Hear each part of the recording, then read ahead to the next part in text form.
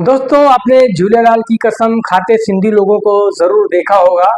वहीं झूलेलाल की कसम ऐसा फिल्मों में खाते हुए देखा होगा आपने। तो कौन थे झूलेलाल? सैकड़ों मंदिरों को तोड़ने वाला, अपनी क्रूरता से हिंदुओं को इस्लाम कबूल करवाने वाला मुस्लिम शासक मीरक शाह आखिर क्यों झूलेलाल के सामने नतमस्तक हो गया था? पाकिस्तान के सिंध प्रांत में आज भी मुसलमान झूलेलाल को जिंदा पीर के नाम से क्यों पूछते हैं? चैत्र माह से क्या विशेष संबंध है झूलेलाल जी का? और क्या थे भगवान झूलेलाल जी के चमत्कार? इस तरह के कई सवालों का जवाब आज का पॉडकास्ट लेकर आया है। तो नमस्कार, सत श्री अकाल, आदाब मित्रों एवं माताओं। मेरा नाम है मनोज कुमार और आप देख रहे हैं आइडियोलॉजी टॉक्स पॉडकास्ट। तो आइए जानते हैं भगवान झूलेलाल और क्रूर शासक मीरक शाह उर्फ शहंशाह मूरख शाह की कहानी। 1007 विक्रम संवत 950 ईस्वी के दौरान भारत का राजनीतिक और धार्मिक परिदृश्य अत्यंत विविधतापूर्ण था। भारत के कई जगहों में, अलग अलग प्रांतों में अलग अलग धर्म के अलग अलग तरह लोग शासन कर रहे थे। सिंध प्रांत का ठट्टा में भी एक कट्टर और क्रूर शक्तिशाली मुसलमान शासन कर रहा था। ठट्टा भी पाकिस्तान में है और सिंध में है वो। तो उसका नाम था शहंशाह मूरख शाह। वो एक अति महत्वाकांक्षी राजा था जो इस्लाम का विस्तार के साथ साथ अपनी सत्ता को विस्तार देने में लगा हुआ था। मीरक शाह का मानना था कि इस दुनिया में केवल एक ही धर्म और संस्कृति का अस्तित्व होगा और वो है इस्लाम। उसने सिंध के हिंदू प्रजा को इस्लाम स्वीकार करने के लिए फोर्स किया, अल्टीमेटम दिया। उसने कहा कि या तो इस्लाम स्वीकार करो या मृत्यु को चुनो। उसने कई मंदिरों को नष्ट किया। इस्लाम नहीं स्वीकार करने वाले हिंदुओं को भारी जजिया कर लगाया। उसका अत्याचार, धार्मिक असहिष्णुता और निरंकुश सत्ता के पराकाष्ठा तक पहुंच चुका था। उसके सैनिक बेलगाम हो चुके थे और हिंदू महिलाओं पर अत्याचार और पुरुषों को मौत का घाट उतार रहे थे। कहा जाता है ना, जब जब अत्याचार का अति होता है, धर्म स्थापना के लिए भगवान अवतार लेते हैं। लेकिन भगवान भी भक्त की पुकार सुनकर ही आते हैं, वैसे ही अवतरित नहीं हो जाते। आपने देखा होगा भक्त प्रहलाद ने जब श्री हरि को पुकारा तब वो भगवान नरसिंह के रूप में अवतरित हुए थे। तो सिंध की जनता भी बहुत त्रस्त हो चुकी थी। क्रूर शासक के तानाशाही से त्रस्त होकर वो परेशान थे। क्रूरता से त्रस्त होकर वहाँ की जनता सिंध नदी के तट पर पहुँचते हैं और पूजा पाठ, तपस्या करने लगते हैं। कहा जाता है ना, हारों का सहारा श्री हरि होते हैं। वो भूखे प्यासे पूजा पाठ करते रहे, 40 दिन तक डटे रहे पानी में डूबकर। तभी वरुण देव वहां पर उपस्थित होते हैं और आकाशवाणी में कहते हैं कि नरसरपुर के रत्नचंद्र के घर में एक उद्धारकर्ता जन्म लेगा जो मछली पर सवार होकर आएगा। ठट्टा की जनता को ढाढ़स हुआ कि उनका उद्धारक जन्म अब लेने वाला है। हमें अब इस पापी से मुक्ति दिलाने वाला है, इस क्रूर शासक से मुक्ति दिलाने वाला है। चैत्र माह के शुक्ल पक्ष की द्वितीया को उदेरोलाल यानी झूलेलाल जी का जन्म हुआ था। बचपन से ही उनके चेहरे पर अलौकिक तेज था।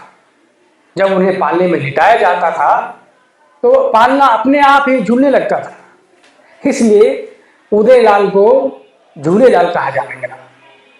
वो बचपन में ही नदी के पानी को दूध में बदलने का चमत्कार कर चुके थे। वो मछली पर सवार होकर उड़ते थे। उनके चमत्कार कई लोगों ने देखे थे। झूलेलाल के चमत्कार के किस्से मीरक शाह के सिपाही अक्सर सुना ही करते रहते थे। लेकिन इधर मीरक शाह की क्रूरता चरम पर थी। धर्म परिवर्तन बदस्तूर जारी था। ठट्टा की जनता अभी भी त्रस्त थी। उनको इंतजार था उस आकाशवाणी का सच होने का। जब मीरक शाह को इस दिव्य बालक के बारे में पता चला तो उसे बर्दाश्त नहीं हुआ। उसने किशोर हो चुके झूलेलाल को बंदी बनाने के लिए सैनिक भेजे। सैनिक वहां आए, उनके घर पर पहुंचे, लेकिन झूलेलाल डरे नहीं बल्कि मुस्कुराते हुए दरबार में जाने को तैयार थे। उनके माता पिता काफी घबराए हुए थे। झूलेलाल ने अपने माता पिता को समझाते हुए आश्वासन दिया, ये समय रोने का नहीं है, धर्म स्थापना का है। सिपाही झूलेलाल को दरबार में ले आते हैं। मीरक शाह झूलेलाल के चेहरे का तेज देखकर क्षण भर के लिए कांप जाता है, लेकिन उसे एहसास होता है कि अरे मैं तो शहंशाह हूं, मुझे क्या डर। उसे डर तो था, लेकिन अपने आप को संभालता है।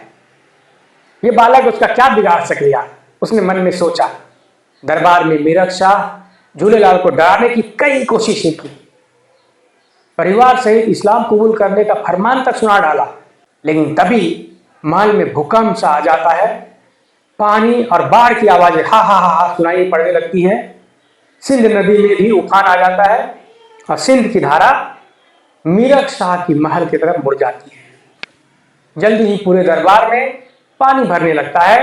महल के मखमली पर्दे और चिलमन में आग की लपटें पकड़ लेती हैं। राजा को समझ में नहीं आ रहा होता है कि ये सब क्या हो रहा है। अचानक ये सब, उधर आग इधर पानी, चारों तरफ से घिर गया था वो। सिपाहियों में तो और दरबारियों में तो अफरा तफरी मच जाती है। पानी और आग की लपटों से घिरा शहंशाह मीरक शाह अपने सिंहासन में दुबक कर बैठ जाता है। घबराने लगता है कि अब क्या होगा। झूलेलाल ने तब एक विराट रूप धारण किया। मीरक शाह झूलेलाल का रूप देखकर हाथ जोड़ लेता है। तब झूलेलाल ने समझाया उन्हें कि अरे मूर्ख, ईश्वर एक ही है, चाहे उसे अल्लाह कहो या राम। धर्म किसी को थोपने की वस्तु नहीं है। तुम अपनी प्रजा पर अत्याचार बंद करो, नहीं तो यहां प्रलय आएगा तो उसी धरती में जिंदा दफन हो जाएगा। ये बात सुनकर मीरक शाह भगवान के चरणों में नतमस्तक हो जाता है। अपनी सत्ता को मिट्टी में मिलते और साक्षात दैविक शक्ति को देखकर मीरक शाह का अहंकार टूट जाता है। वह डर के मारे झूलेलाल के चरणों में गिर पड़ता है और झूलेलाल से अपने बुरे कृत्य के लिए माफी मांगता है। उस दिन उसने कसम खाई कि वह आगे से किसी पर भी धार्मिक अत्याचार नहीं करेगा। उसने झूलेलाल को अपना आध्यात्मिक गुरु माना, पीर मानकर इबादत करने लगा। आकाशवाणी पूरी हुई। सिंध की जनता को मीरक शाह के अत्याचार से मुक्ति मिलती है। मित्रों, आज भी भगवान झूलेलाल जी का मुख्य तीर्थ धाम थट्टा सिंध पाकिस्तान में है। वहां एक भव्य मंदिर है जहां चैत्र माह में मेला लगता है। आजकल का ही महीना ही।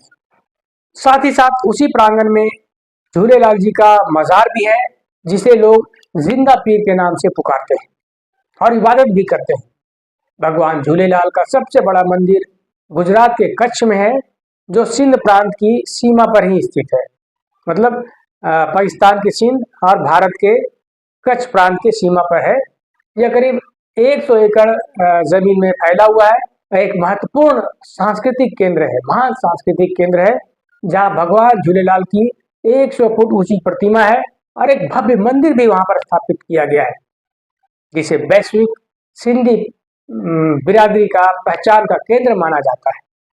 तो दोस्तों, आपको यह ऐतिहासिक जानकारी कैसी लगी?